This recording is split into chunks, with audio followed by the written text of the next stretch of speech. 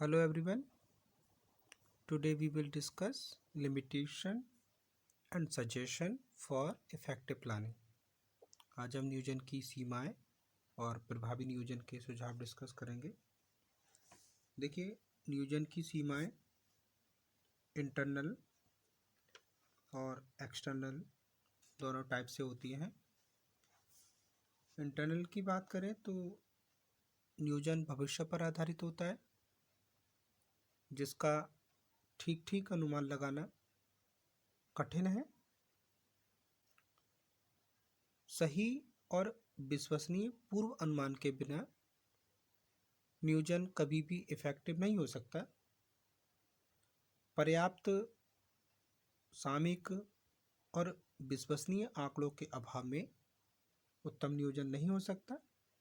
इसकी internal limitation में आता है। कार्यविधियों तथा कार्यक्रम का पहले से ही निर्धारण करके नियोजन कर्मचारियों की मौलिकता और व्यक्तिगत रुचि को समाप्त कर देता है। कठोर नियोजन से पहल करने की शक्ति, विचार क्षमता तथा कार्य करने की स्वतंत्रता का ह्रास होता है। मीन्स कार्यविधियाँ या कार्यक्रम का पहले से अगर हम निर्धारण करते हैं तो वो जो नियोजन होता है वो कर्मचारियों की जो व्यक्तिगत रुचि होती है उनकी मौलिकता को समाप्त कर देता है। अगर नियोजन को हम कठोर करेंगे तो उनकी जो वैचारिक क्षमता है और कार्य करने की जो स्वतंत्रता है उसका ह्रास होता है। नियोजन एक खर्चीली प्रक्रिया है और एक टाइम टेकिंग प्रोसेस है। इसमें पर्याप्त धन, समय तथा शक्ति का व्यय करना पड़ता है।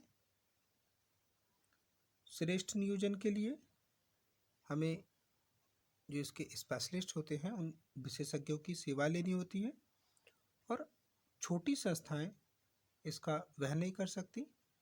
तो इस प्रकार ये छोटी संस्थाओं के लिए एक खर्चीला या इसको समय साध्य प्रक्रिया कह सकते हैं। तो ये छोटी संस्थाओं के लिए उपयुक्त नहीं है। नियोजन में प्रशासनिक समस्याएं आती हैं, जैसे सूचनाओं के प्रवाह की समस्या, उत्तरदायित्व का निर्धारण, नियोजन का मूल्यांकन। तो ये इस प्रकार की जो प्रशासनिक समस्याएं होती हैं ये नियोजन में बनी रहती हैं। व्यवहार में प्रायः घटनाओं और परिस्थितियों के कारण नियोजन का भरपूर प्रयोग संभव नहीं होता। नियोजन एक मानसिक प्रक्रिया है और केवल कुशल प्रबंधक ही, जो कुशल प्रबंधक है वही उसका लाभ उठा पाते हैं। ये केवल कुशल प्रबंधक के लिए ही प्रॉफिटेबल होता है। राइटर ओरविक ने कहा है कि नियोजन मूल रूप से एक मानसिक व्यवस्था है और एक बौद्धिक प्रक्रिया है।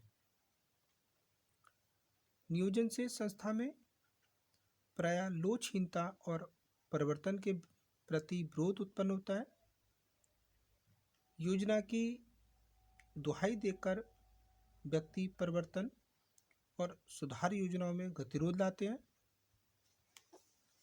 आजकल उद्योग एवं व्यापार में इतनी तेजी से चेंजेस हो रहे हैं कि जब तक किसी प्लानिंग को अप्लाई किया जाए, किसी योजना को लागू करने का जब तक टाइम आता है, वह बदलती हुई सिचुएशन में व्यर्थ सिद्ध होती है।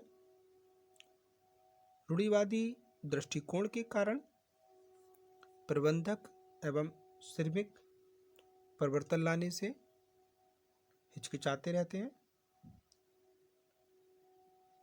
नियोजन का निर्माण करते समय प्रबंधक भविष्य की अपेक्षा वर्तमान को अधिक इम्पोर्टेंस देते हैं। यही कारण है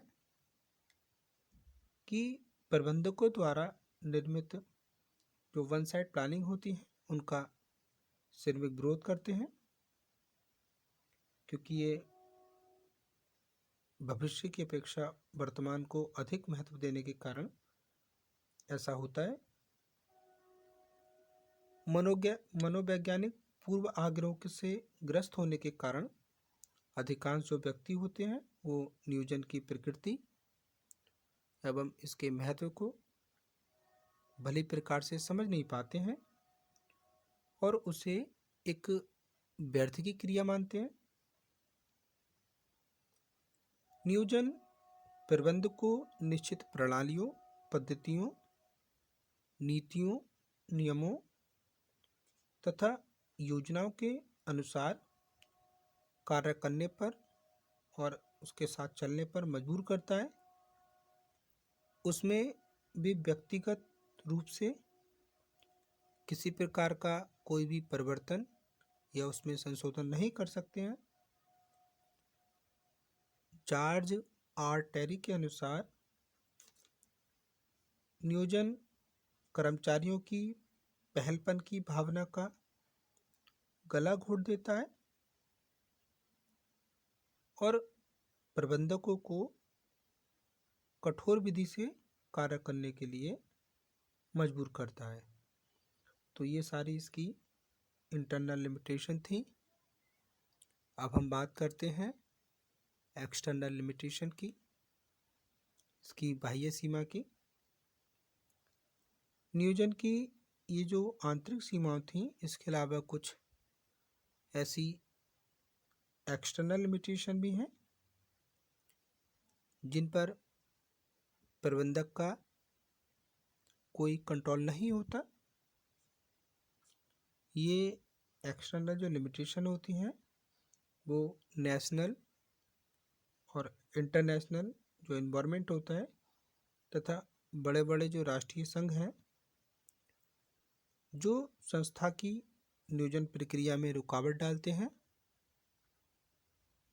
ऐसे जो लिमिटेशन है वो हम उनको एक्सटर्नल लिमिटेशन कहेंगे। तो इस डिस्कशन के आधार पे हम कह सकते हैं नियोजन प्रबंध की समस्याओं का एकमात्र समाधान नहीं है और ना ही प्रबंध ऑटोमेटिक कुशल बन जाता है, लेकिन ये सत्य है कि एक बेस्ट प्लानिंग द्वारा प्रबंधक अपना कार्य अधिक कुशलता और प्रभावशाली ढंग से कर सकते हैं। अब हम डिस्कस करेंगे सजेशन फॉर इफेक्टिव प्लानिंग। एक प्रभावी नियोजन के लिए हम क्या क्या सुझाव दे सकते हैं, क्या क्या सजेशन दे सकते हैं। देखिए, नियोजन वास्तव में संस्था के लक्ष्यों को प्राप्त करने के लिए एक मीडिएटर का कार्य करता है, एक कड़ी का कार्य करता है, लेकिन इसके लिए ये जरूरी है कि समय और परिस्थिति के अकॉर्डिंग उसमें चेंजेस करने की गुंजाइश होनी चाहिए। मीन्स जैसे जैसे समय चेंज होता है, जैसे जैसे परिस्थितियाँ आती हैं, उनके अकॉर्डिंग उसमें फ्लेक्सिबिलिटी होनी चाहिए। एक प्रभावी नियोजन के लिए जॉर्ज और टेरी ने कुछ सुझाव दिए हैं।